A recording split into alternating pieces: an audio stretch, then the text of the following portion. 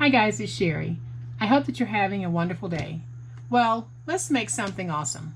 Y'all stay tuned.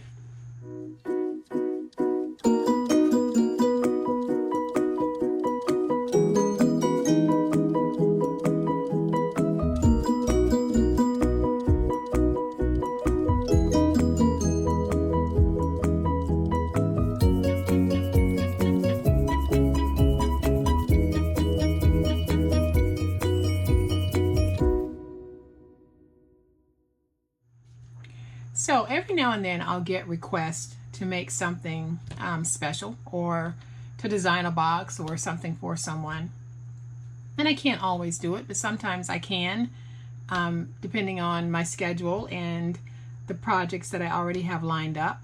And I got a request to make a box to hold the miniature size Bath & Body Works travel bottles. And it was for a very good cause. It's for I think it's a holiday party or some type of party for senior citizens at a nursing home. So I decided, okay, I'll do that and I'll make it one of my videos for this week.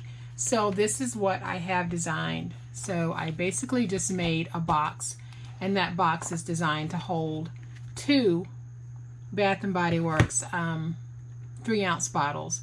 This has lotion, this has the body spray. And then I've got a lid on the top, and I made sure to put some acetate in it so you could actually see through the window.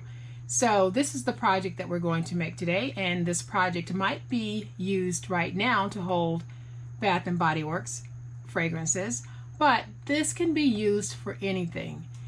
You can take this design and put anything in it, whether it's candies. You can actually place a pair of socks. You can place all types of little trinkets and goodies inside of here. This box is multi-purpose, so don't just look at it as a box designed to hold only Bath & Body Works. It is an all-purpose box. So let's get started on making this, and you'll see just how easy it is. Alright, so to make the box body, we're going to start with a piece that measures 11 5/8 by 9 5/8. And I am going to turn it on this side because I want this to be the outer part. And I am going to score this at 1 1/2 and at 3 on all 4 sides. Fold and burnish those score marks. And the paper that I'm using is Frank Garcia's Christmas in the Country collection. It is a very heavyweight paper. So then we'll have some pieces that we need to remove, and we need to remove 2 corner pieces from all 4 sides of this. So I will do this one with you guys, and then I'll do the rest off camera. So all I'm doing is bringing my finger blade up to the second score mark, not through it, and then I'm just going to drag it and cut in that tab at an angle. Do the same thing here, and then I'll come over here and angle in on this piece. And ordinarily you would see me cut this piece off, this folded piece here, but I'm going to use it on this box because I'm not going to add chipboard to the outer perimeters of the box, so this helps me to stabilize. Okay, so once we have our tabs cut out, we're just going to go ahead and put our box together. And I actually started doing that without realizing that I wasn't filming. I was talking but not filming. So I've got my last tab here, and I'm just going to put the box together just like this. And you guys have seen me put a box together so many times, so that part was pretty easy. You didn't miss anything. So I am going to fold this backwards, and because I didn't trim off the ends of my tabs, then I've got a very sturdy side. So I want to also sturdy up the sides of this box. So in order to help strengthen this box, I'm bringing in 2 pieces of scrap paper that measure 1 3/8 by 5 1/4, and I'm just placing it down on the inside. And I'll do the same thing over here. My second strip measures 1 3/8 by 5 1/4, and I am going to just place some glue on it. And guys, I am using reptile glue, and for those of you who are interested in what I'm using on this project, the supplies that I'm using with the exception of the paper, it is in the description box. So please make sure you check the description box if you're interested in the acetate, the chipboard, the glue, the finger blade, whatever you're interested in. Please check the description box because I do have links there. So I'm just going to fold that over, and then I'll come back and we'll just put the rest of this box together. And there we've got our box, and I only have one set of this fragrance, so I'm going to take it out just to make sure everything's going to fit, and it does. So now what I'll do is I'll come back, and I am going to place a piece of chipboard in the bottom. So I have a piece of chipboard here that I have cut out and covered in paper. So now I'm just going to trim it out on the paper and line my bottom with it. And this piece of chipboard measures 5.5 by 3.5. And before I put it in, I am going to test it just to make sure that it's going to fit. So now I'm going to take my glue and just place some glue on the back. And I'll put this in and we'll get this stuck down. And I'm going to come back with my bone folder, get everything all nice and stuck. Now we've got a nice sturdy bottom to our beautiful, beautiful box. So now we need to make the lid. So to make our lid, we are starting with the piece that measures 9 3/4 by 7 3/4, and we are going to score this at 1 and at 2 on all 4 sides. And then we're going to fold and burnish our scores.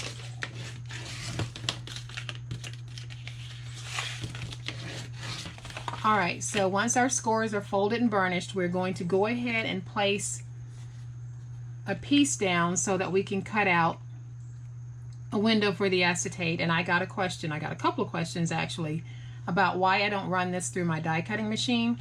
I could, but I don't, because part of what I like to do with these paper crafting tutorials is to actually show people who don't have die cutting machines or a lot of the fancy tools how to paper craft without those. So that's the reason why I'm doing it this way, because not everyone has a die cutting machine, but they would like to have an acetate window. So if you have a die cutting machine, by all means use it. For those of you who don't, this is a very quick way of getting your window. So I'm using a piece that measures 4 1/8 by 2 7/8, and I am just going to glue that and get it stuck down. So then I'm going to stick this down, find my placement where I want it, try to get it straight, and then I'll go over this with my bone folder. And then I'll come back and just trim out this little window opening.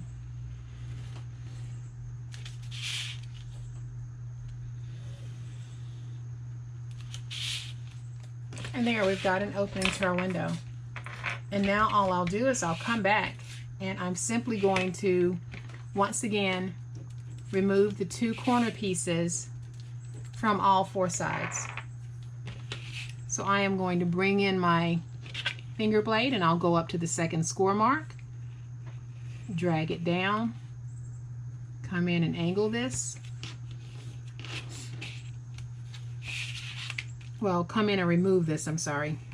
So I'll remove that piece. Then I'm going to angle in on, I'm going to cut straight down here, and then I'll angle in on this piece, and I'll angle in on this side as well. So I'll do that one more time. Okay, so I'm going to come up to the 2nd score mark and pull down, and then I'll come back and I'll angle in here. I'll angle in here,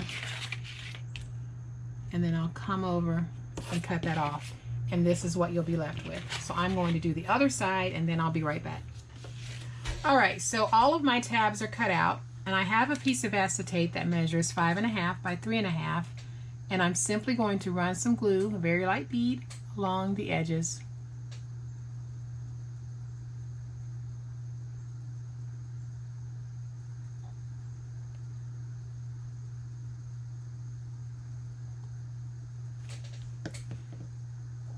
And then I'm going to take this and just position it down so that none of my glue is actually showing along the edge. So then I'm going to come back with my bone folder and I'm just going to press down for just a minute. So I'll drag that up and then I'm going to drag it down just like that. So now I'll come back and I'll put this together same way I did the box. So I'm simply going to bring this up, getting my ends nice and crisp. I'll come in with my bone folder, get that stuck down. Then I'll do this side.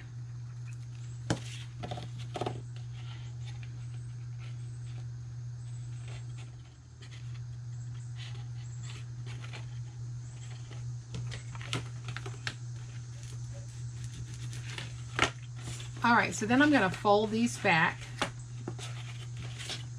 just like this, and I have two scrap pieces that measure 5.5 by 7/8, and I am simply going to put some glue on these, put them down on the inside, just adding an additional layer for stabilization,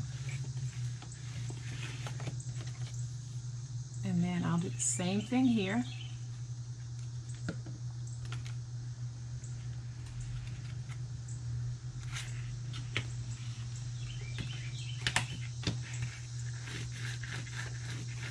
And now we get to finish off this box. So we're going to fold this back and place glue on all of our panels.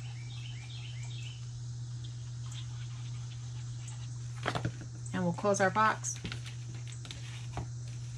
So we're just going to fold those panels over, get them stuck down.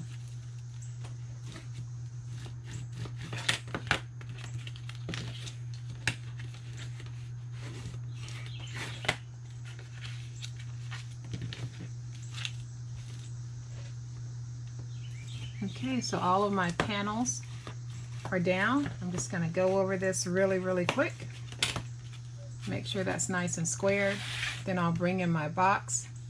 I'm going to place my lid on, and we have got a great fitting lid. So now the last thing we have to do to this is actually just to decide on how we want to decorate it. And I am going to use some very simple decorations. I have these wonderful sentiments from Anna Griffin, and I think I just want to use one of these.